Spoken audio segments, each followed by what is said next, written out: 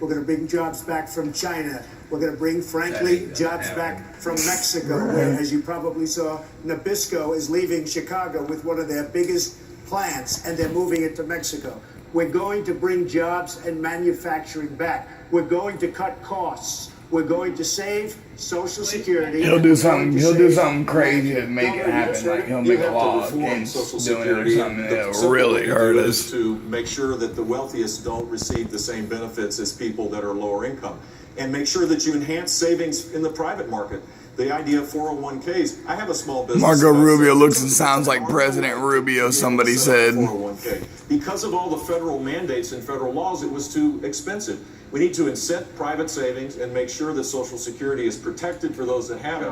But the idea that you can't, they're just going to grow your way out of this. I have a plan to grow the economy at 4%, but you're going to have to make adjustments for both Medicare and Social Security. I want to tell you, in my state, we took Medicaid, the hardest program to control, and we Who's took he? it from a 10% growth rate to 2.5% without taking. I know one that. off What's the his rolls name? or Oh, cutting John one Kasich, single yeah. benefit.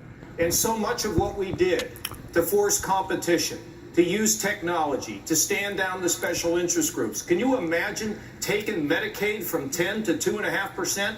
We can take many of those same procedures, we can apply it to Medicare, we can make a stronger program, but I agree with Jeff. You can't just do this by growing the economy. You can't grow your way out of demographics, but we can give people better health care. And finally, on health care, why don't we start treating people, keep giving incentives for people to keep people healthy rather than giving the incentives to treat them when they're sick? Governor, thank you. Senator Paul, let's go back to you. Do these solutions sound like they work? Say again? Do these solutions sound like they would work?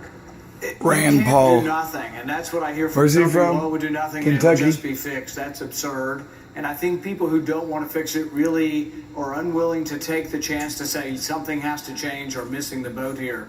The age will have to gradually rise. There is no question. It's the only way you fix Medicare, the only way you fix Social Security.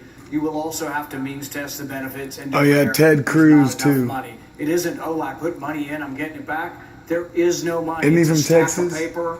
There Ted is Cruz, no I'm money in the pretty Social sure. Security account. There is no money in the Medicare account. There's only a promise to pay by the next generation, and the next generation is not big enough to pay it. Thank you, Becky, that's Senator. why I put a plan out 200 Dr. days Carson, ago. I want to ask you a question To deal about with that. this, we did it 200 days ago. Hold on, Governor. I've got a question for Dr. Carson about Medicare.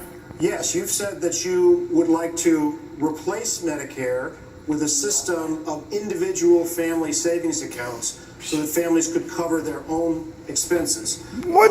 Obviously, that would be a very. He's the controversial doctor. Let's see what he idea. says. How that would work exactly. Let's see what he First of talks. all, the plan gives people the option of opting out, but I think they will see a very good option here.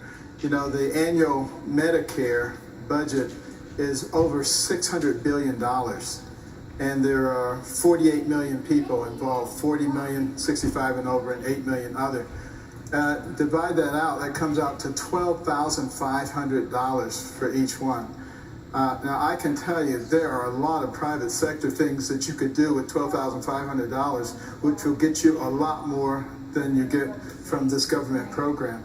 And that's really a theme of a lot of the things that I'm talking about. How do we utilize our intellect rather than allowing the government to use its, quote, intellect in order to help us to be able to live healthier and better lives? It was never intended that the government should be in every aspect